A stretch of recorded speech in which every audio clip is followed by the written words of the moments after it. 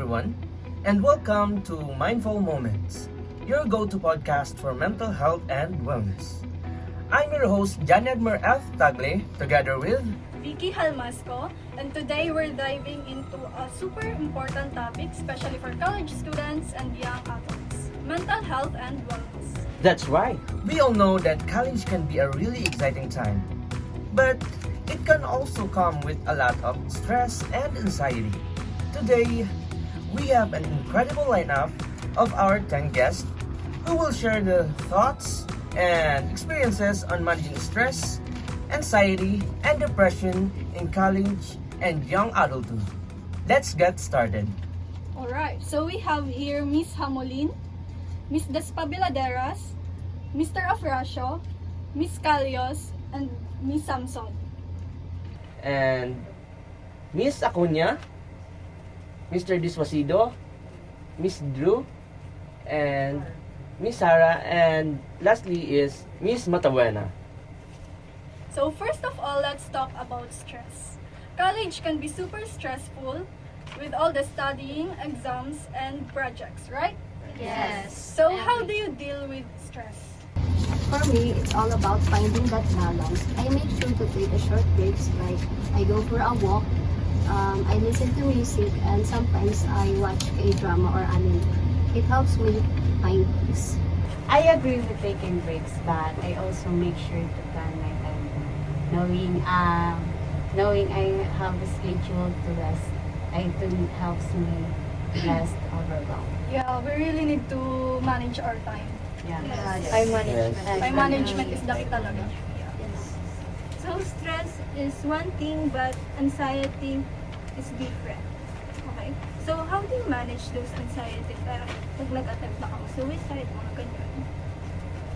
How do you guys deal with anxiety? How do you manage it? For me, I meditate. It really helps me a lot. It gives me a peace of mind. Like, yeah. Yeah, I also talk to my friends to lessen my worries. Like, when nagrarant ako sa friends ko na yung gumagaan ang pakiramdam. Yeah, I agree. I also do I that. think everyone do that Yes. to ease the stress, to relieve ourselves. There's some Because we have own ways to cope ourselves. Sometimes like Marjorie said, she watch K-dramas or listen music. Me personally, I sleep because when I wake up it's I agree. that I is also do that. very well. really stress. Sometimes the people eat to relieve stress, right? I also Stress eat a lot. eating. Stress eating, comfort foods. So guys, let's not forget about depression. It's Yes. tough, but recognizing the signs is important. So ano nga ba yung signs na nagsistruggle ang tao sa isang depression, sa depression? For me, first thing you notice is change behavior. Kasi once na nakita mo nag-change behavior yung that person, you used to know, kunyari jolly siya, tapos bigla change mood, or easily to mood swing, diba? That's maybe that's a sign of depression, but we're not 100% sure na depression yan. Because sometimes people don't chase Pero often, mas madalas siya nangyayari sa mga babae, no? Yes. Ako when Mood swings. I experience depression, my coping mechanism is sleeping talaga.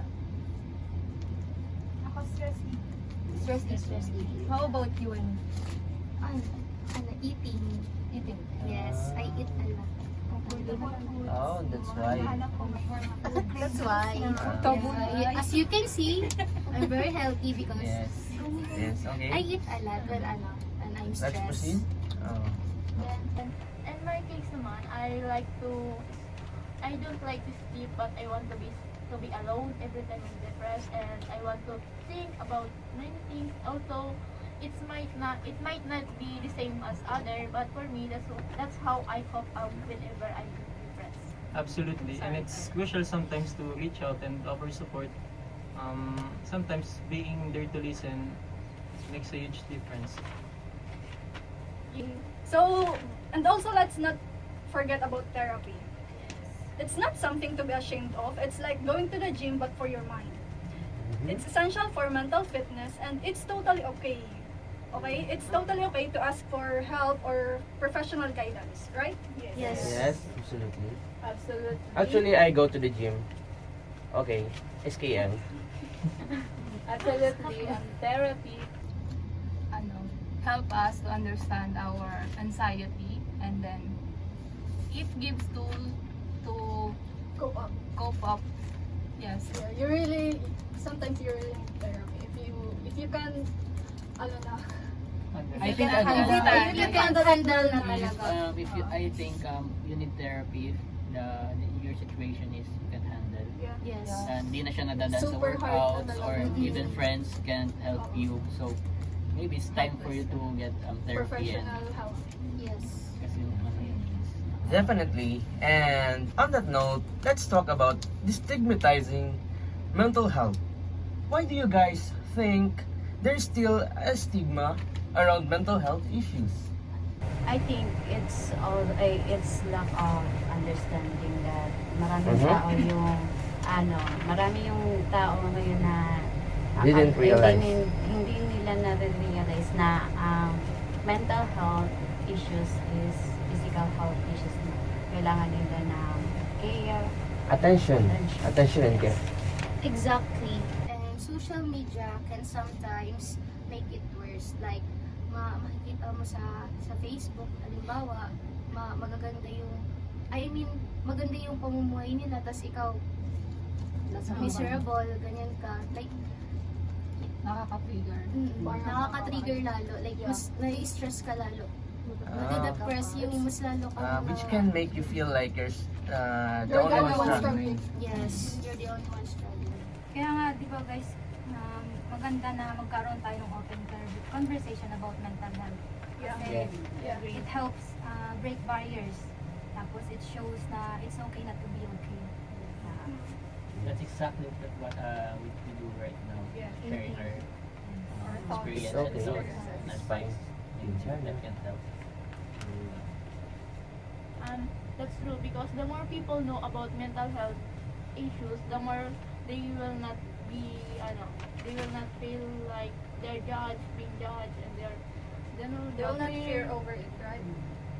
because people will judge you because you have a depression. They think you are crazy like that. Yeah. But it's not that. It's not that. We need Yes. to care. That's all. Only God can judge me. Yeah. That's actually So, all great points. Now, let's talk about healthy habits. What do you guys think are the simple things that we can do to improve our mental well-being? Getting enough sleep is huge. Like, syempre, kapag nakatulog tayo ng mabuti, makakalimutan natin yung iba, like, Mas magiging productive tayo. yes. when you wake up more productive, more energy. Tapos, syempre, More energy. kagayon baga sa pamatik, like, buong ay nakaturog ka ng mayat. What? Yeah. Sorry.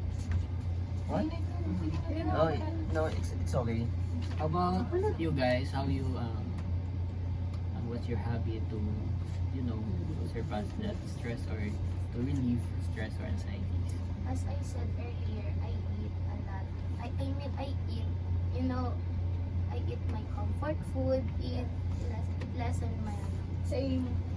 Also, it is important to walk. Like, na-release natin yung mga emotions natin when we walk. Kasi mahirap if if you're 24/7 focusing your phone, scrolling TikToks, that's not good for you and especially physically, your eyes can damage. For me, I can handle. I can play 24 hours of playing games.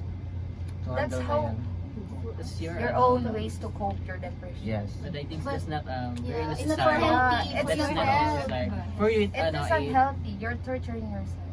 I know. And I only sleep You're not getting 5 hours. 5 hours a day. maybe nababawi mo naman pa nag-gym ka. Yeah. Makes you Yeah. Productive. Maybe. kasi it helps me kasi I work at home, work out at home. It helped me to relieve stress, especially this recent weeks research. Yes. Stressing, especially the profits. How about you guys? So, eating well is so important. I also do daily routine, exercise, sabi mo nga. And then, I usually walk, then running, biking, mga ganyan. And then, may mga benefits din ng iba kung paano sila mag-cope. Like you were said, eating a lot. Oh yeah. That's right. Yes. Let's also not forget the exercise. Yeah, yung daily routine Exercise is really important in our mental well-being. Can I also share about how I cope? I have a lot of pets in our home. Pet lover. Yes, dog lover. Yes. I I'm cope also with a dog lover. I play with them. Depends on the Pets friend. can really give you comfort Yeah. kasi they're Yes. cute and entertaining sometimes. Yes. For parents. Alright? It's clear that taking care of our mental health is just as important as taking care of our physical health. What final thoughts do you guys have for our listeners? Final thoughts I can share to our Yes. viewers. Maybe that's yun, physically active. Don't be use too much gadgets. Take time to enjoy nature, appreciate nature, get a walk, get some sleep, enough sleeps, and eat healthy foods. Just remember that it's okay to seek for help, to ask for help. Yes. It's okay not to be Seeking okay. help is sign of strength. It's not a weakness, right? Yes. That doesn't mean na weak ka Yeah. pag nag-run ka. Kasi minsan, Actually, you will look more stronger pag nagsik ka ng help for others. Yung isa pa na issue is hindi tayo open sa parents natin maglabas ng natin, di ba? yes guys, can we talk about that? Parents Yeah, and mas parent issues. Because you're too scared to invalidate your feelings. Yes. For me kasi sa house pag lalo na hindi kami okay ng parents, hindi kami pagkakaintindihan. So hindi ako nakakapag-share sa kanila ng problem ko. Sinasolo ko na lang. Yun, sa mga friends ko, sinishare ko na lang sa kanila. That's why, Mas comfortable ako sa That's kanila. why Yes. everyone needs a friends. Kasi hindi naman tayo pwede mag-rely in our family. Kasi minsan, yun yan, validate our emotions. Kasi minsan sabihan ka na, We're afraid to lang be eh, judged masyado ka by lang our OA. parents, right? And don't be too hard on yourself. Self-compassion is the key. Being kind to yourself as you can be to your friend when they're going through a tough time. That's for me. Lastly, let's all work towards creating supportive community where we can all talk openly about mental health without fear of judgment. Yes, I agree. Definitely. So, to recap, remember that it's okay to seek therapy, try meditation, maintain healthy habits, stay connected, and talk openly about mental health. These steps can really help in managing stress, anxiety, and overall well-being. Okay. Again, thank you, our guest. Let's clap our hands. Thank you for sharing your insights and experiences. And thanks everyone for tuning in to Mindful Moments. We hope you found today's episode helpful. If you have any questions or topics you'd like us to cover, feel free to reach out to us. Take care, everyone. Always remember, you're not alone, and it's okay to ask for help. We'll see you in our next episode. Bye! Bye.